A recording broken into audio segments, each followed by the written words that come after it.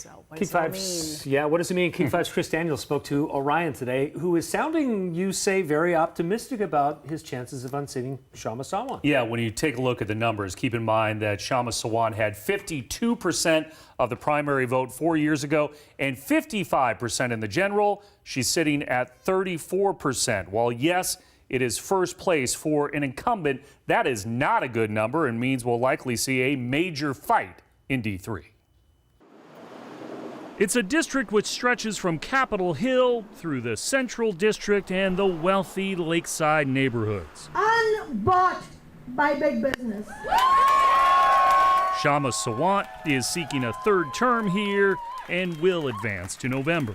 Seattle's working people went up against the billionaire class and the richest man in the world. We always expected Sawant in the primary to be first and for us to be second. Egan Orion will likely face her this fall. That's a great position to be in. Against an incumbent for a first-time politician, heck yeah.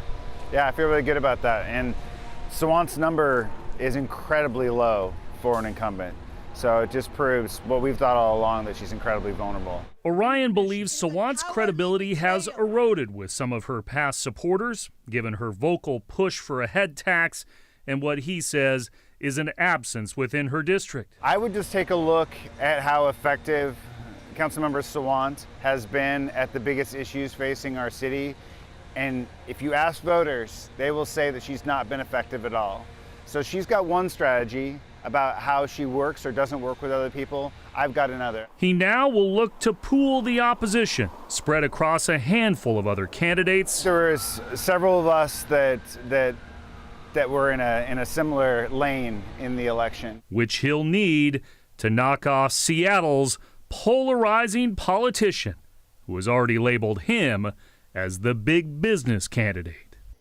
Orion did have chamber and business support, and those groups have a war chest. Sawant spent nearly $270,000 in this election.